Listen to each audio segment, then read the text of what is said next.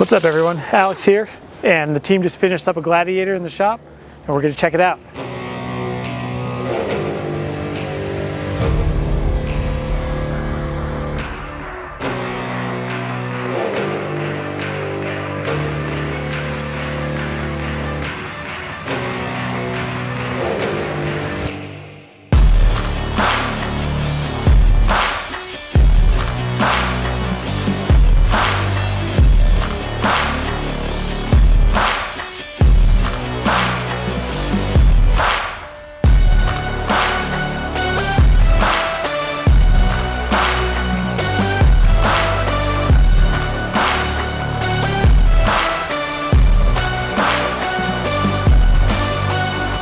All right, that's gonna be a wrap on this Jeep Gladiator. All the parts that were installed are gonna be in the description below. And don't forget to like and subscribe and hit that bell for notifications. We'll see you on the next one.